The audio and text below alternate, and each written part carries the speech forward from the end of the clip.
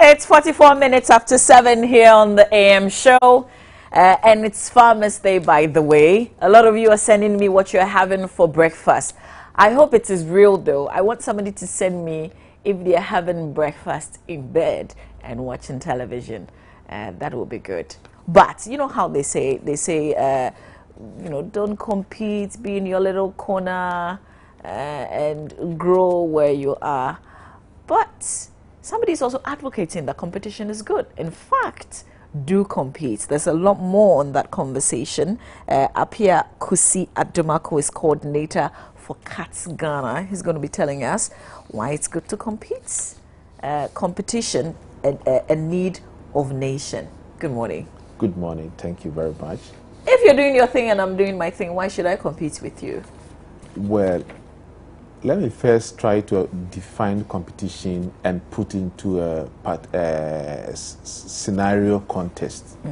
So competition is a basic force in the market which compels businesses to produce at a very competitive price and which leads up to quality in services. In an absence of competition, there is no innovation. Let me use this case scenario. Prior before Dangote and Diamond Cement came into the country, we had this giant monopoly called Gasem. And Gasem used to control the cement market in this country. Until these firms came in, prior before they came in, the prices of cement was moving at a rate that nobody could comprehend. I think back in 2007, there was a study by the Auditor General into the cost structure of production of cement, and it was found out that Gasem could still sell its cement 6 cedis lower than they were charging back in 2007 and still make a decent profit. At that time, because there was no big competitor in the market, they would just try to monopolize the game and make the market more inefficient. So competition is essentially good for the strength of an economy and helps the businesses to also survive, especially the SMEs. So are you looking at big companies, because Gasem is such a big deal, or you're looking at compete even when you're a small business? Competition is a broad issue, and it just goes beyond big companies trying to abuse their monopoly. There are other aspects of competition which, when we have a competition law, is going to address it. For example, we have what we call merger and acquisition. Sometimes two firms may decide to merge, and once they merge, they become so big and powerful, and that will lead to crowding out of some small businesses.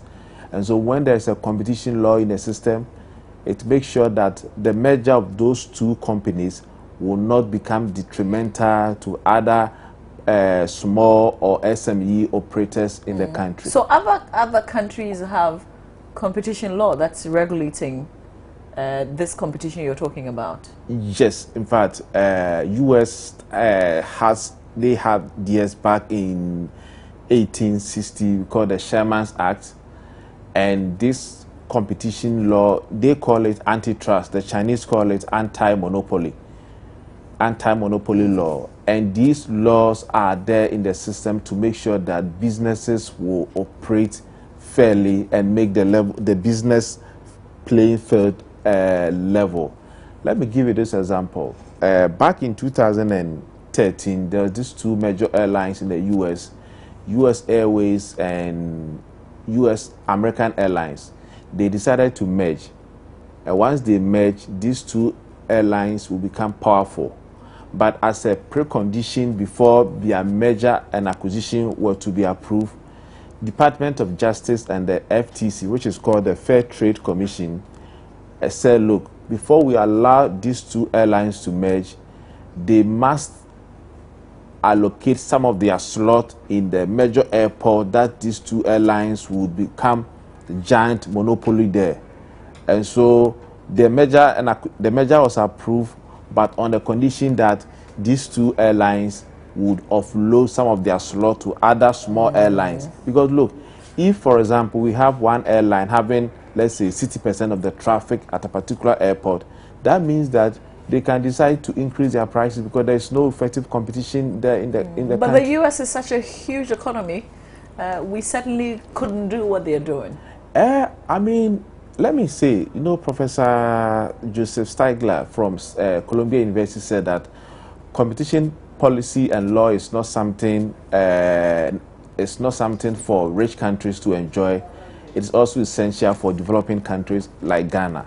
And even on our own backyard, Gambia, Senegal, and most of West African countries have got competition law in their country to help regulate businesses. And look, let's even come to the TV licenses issue. Now, GTV has been allowed to take TV license and still collect ads, and so they are still competing with you, and they can charge prices for their commercials that will make it difficult for private operators to survive in the business. And so when we are able to have a very good competition regime, I think the issue of GTV taking a license from the public and at the same time running commercials will be looked at. GTV would either have an option of either taking the license and not running commercials, or they can't have both. Because if you allow GTV, look, if GTV takes the license from the public, they can decide that can even reduce their operational cost. They can decide to charge marginal fee for the advert. And so every business would want to go there to do their advert. And then Joy TV will not be able to get revenue from commercials. And so eventually, private stations and private broadcasts will die, and they become the giant monopoly in the country. And so the competition is to make sure that every business, whatever that you are doing, the level is fair and there is nobody abusing the market. This conversation, I'm not sure, has started in Parliament, where, you know, some of these things will start, for instance. So how do we even decide to go about this? First, in fact, there was a cabinet decision some years ago that we first need to get a competition policy document. Once the policy is done, and then the bill will go before Parliament, and then Parliament will pass it. But currently, I'm glad to report that the Ministry of Trade has started a process of developing the competition policy. And we are also told by the minister that within the first half of next year, the policy will be passed by cabinet. And this policy will cut across? It will cut across. The policy because there's manufacturing. It will cut across manufacturing. It will cut across all sectors, and even in an area of public utilities. For example, we have still UCG monopolizing the supply of electricity at the tail end.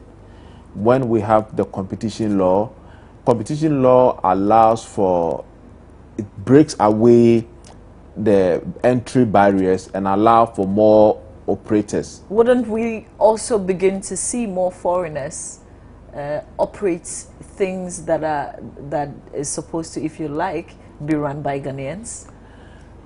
Well, I mean, that is what, I mean, if you look at the policy, in most countries, we have some sectors that the policy regards that, look, those sectors need to be reserved exclusively for locals. But however, they use some time frame to develop the local capacity. Let's say 10 to 15 years, this sector is strictly reserved for the locals, and after that, we open it up to competition. Because look, if we allow, say, if we allow few local firms to take the market, what could also be is that they become complacent and they will start fixing prices. And price fixing is something which is also criminal under the competition regime. Because look, if you take, for example, pure water, somebody can decide to sell the pure water for 10 pesos, but because there's an association, they go for a meeting and say, let us sell the pure water for 20 pesos.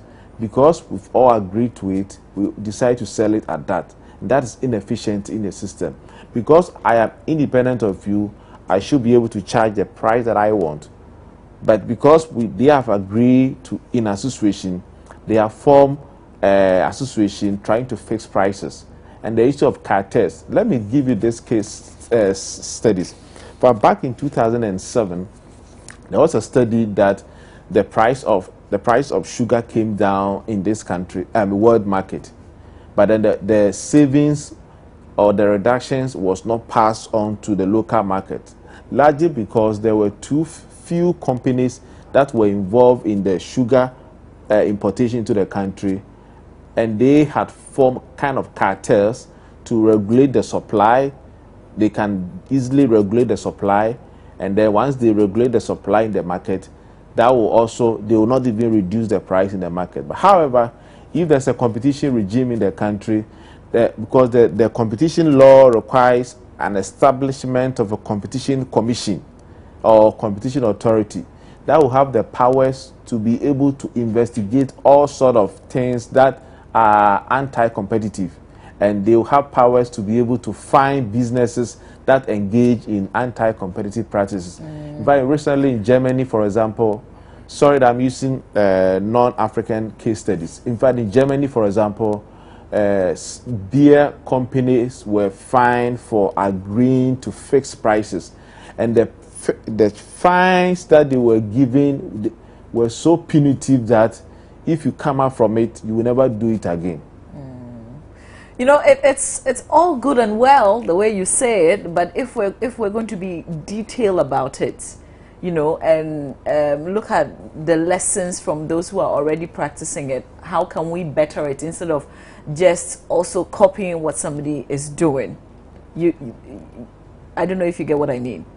Are we going to, what are the challenges as you're carrying out this policy? What are the challenges so that even though we're going to adopt it, we're going to make it better based on the lessons that you've learned? Well, I mean, the best thing that you must always do whilst looking at international best practice is that you must also avoid importing solutions from imported solutions. So you look at your situation and look at what best works for you, and then you try to situate it in the international context. And also, because this competition issues has been in the world for more than 100 years, there is a lot of case studies about the best practices where things went wrong. And are we taking all that into consideration? Of course. And of course, I mean, we as an organization, CATS, in fact, we'll be on the forefront advocating because I was going to ask, what is in it for CATS, really? No, CATS is a policy think tank that works in an area of consumer protection and education, competition policy and law, trade and development, as well as investment and economic regulation. So this is in our best interest, if you like? Yes, it is in our best interest for the economy. It is in the best interest for everybody, because look, though we are looking at businesses, but we must also understand that every business is also a consumer in one end. For example, Gasen buys power from ECG, and so if ECG also becomes a large monopoly, it means that they can also abuse, and then in the end you see that the inefficiencies feed up in the supply chain, and then the cost builds up, and finally you and I at the tail end as a consumer who then have to pay for the inefficiencies in the system. And so competition policy and law is the way forward. But let me also add that just having the law and the policy alone is not the end in itself. What most countries have done over the years is to have what we call a legal inventorization system. What they did was to look at their law, all the laws in the country, and any law that is not compatible with competition, those laws are amended. Okay. For example, we started Ghana as a state-led economy, and so most of these state companies were given the kind of natural monopolies, and so there was no way that the government would allow private sector to come in to compete. And we've grown with some of these things though we have seen some liberalization in certain sectors, but it will be also helpful for us to look through our legal books and identify laws that are anti-competitive and try to take it to Parliament for Parliament to amend it, so that we can have a fully functional competition regime. Are you making your voice, your position heard on this matter, even as you say the Trade Ministry is drafting something? In fact, yes, we are making our voice heard, not just voice, but our advocacy is also backed by research. In fact, we've done two research. There's a project which is currently being funded by the BUSAC Fund called the COMPAD. And also we have another project called the CREW project, which is also funded by GIZ and DFID. And the CREW project looks at the benefit of competition in the maize, in the farming sector, and also in the transportation sector. And I'm glad to report that even though there is no competition regime, government policies has resulted in some certain form of competition, which has resulted in a kind of consumer and producer welfare. All right. Because, in the end, we don't want to adopt something and start also regretting and saying that, oh, we didn't cover every area, or we didn't think this was going to happen. That's just my reservation. But we'll do a follow-up with the Trade Ministry and then monitor it. Yeah. All right. So, so are you asking Ghanaians to support the call for this? Yes, I am asking Ghanaians to support the call for competition policy and law, and also let us embrace ourselves as we move our nation into a competition regime.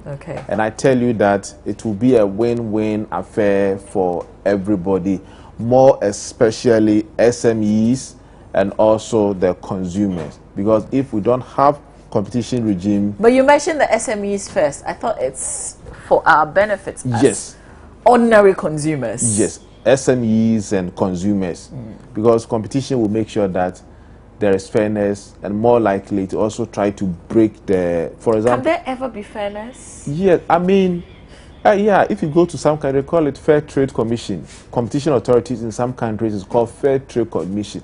They want to make sure that trade is fair. I mean, we can get some kind of fairness in the market. If there is no fairness, you realize that people will try to abuse the system and do what would actually help them. We'll see how this one goes. But at least you say, first quarter of next year, we'll begin to see something. No, first half of next year. But also, we also need support from the media, calling for the need for competition issues.